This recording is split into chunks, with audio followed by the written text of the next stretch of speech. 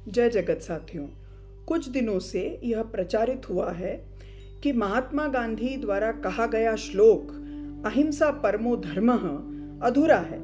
महाभारत के हवाले से कहा जाता है कि पूरा श्लोक कुछ इस तरह है, अहिंसा परमो धर्मः धर्म हिंसा तथैव च। यह भी बताया जाता है कि देवी देवताओं के चित्र तो उन्हें सशस्त्र दिखाते हैं, तो इसको सनातन परंपरा में हिंसा की स्वीकृति का प्रमाण बताया जाता है। चलिए इसके पीछे की सच्चाई को जानें। महाभारत में 3 स्थान पर अहिंसा परमो धर्मः कहा गया है, लेकिन धर्म हिंसा तथैव च कहीं भी नहीं है। पहला उल्लेख आदि पर्व के अध्याय 11 श्लोक 12 में आता है, जब स्रोत मुनि कहते हैं कि अहिंसा सबसे बड़ा धर्म है और जीव सम्मान सर्वोच्च गुण है। दूसरा उल्लेख वन पर्व के मार्कंडेय समस्या पर्व में आता है, जब मार्कंडेय ऋषि वन में युधिष्ठिर को धर्म व्याध यानी शिकारी और उसकी कौशिक ऋषि को दी गई सीख का बखान करते हुए कहते हैं कि अहिंसा सबसे बड़ा धर्म है और वह सत्य में स्थित है।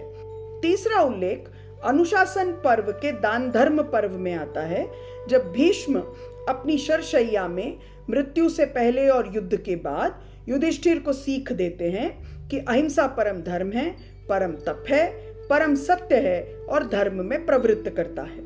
हमारे किसी भी धर्म ग्रंथ में हिंसा की इजाजत ही नहीं है। यह कुप्रचारित शास्त्र रहित आधारहीन श्लोक 19वीं 20वीं सदी की खोज है। हालांकि इस श्लोक के प्रतिपादन का श्रेय जिन स्वामी जी को दिया जाता है, इसका भी प्रमाण नहीं है कि उन्होंने भी वास्तव में यह कहा था। रही बात देवी देवताओं के तस्वीरों की, तो मूल प्रश्न यह है कि सनातन धर्म में ईश्वर या धर्म को, ब्रह्म को कैसे समझा गया है। सनातन परंपरा में ईश्वर का अर्थ है सत्य, केवल सत्य। बृहदारण्यक उपनिषद की यह पंक्तियां कहती हैं कि सब कुछ सत्य में स्थित है, सत्य से है और सत्य ही ब्रह्म है, सत्य ही वो दिव्य स्रोत है, सत्य ही वो प्राण, सत्य का सत्य भी वही सत्य है। ब्रह्म या ईश्वर को अजन्मा, अमृत, अविनाशी, गुण से परे, निर्गुण, नाम और रूपाकार से मुक्त माना गया है। ब्रह्म अजन्मा, निडर, स्वप्न से मुक्त, नाम और रूपाकार से परे, सर्वत्र है, सर्वज्ञ है।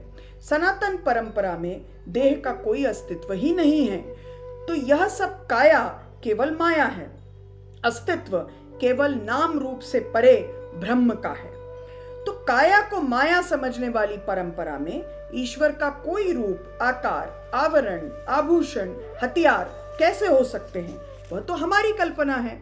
सत्य के निर्गुण निराकार तक जाने के लिए हम कई तरह की छवियां बनाते हैं। हम जितने आधे अधूरे हैं, जाहिर है कि हमारी कल्पना भी उतनी ही आधी अधूरी है। लोक समाज ने ज्यादा समय राजसत्ता में बिताया है, ताकतवर को शस्त्रधारी देखा है, तो सर्वशक्तिमान की भी वैसी ही कल्पना कर बैठे हैं। लेकिन हमारी अधूरी समझ से निर्मित यह चित्र हमारे धर्म या ईश्वर का प्रतीक नहीं है। राजनीति से प्रेरित यह दुष्प्रचार न केवल हमें धर्म के मार्ग से भटकाते हैं, बल्कि धर्म का आड़ लेकर समाज में नफरत और हिंसा का जहर घोलने का काम करते हैं। हमारे धर्म का इससे बड़ा अपमान क्या हो सकता है? इससे बड़ा अधर्म और क्या हो सकता है?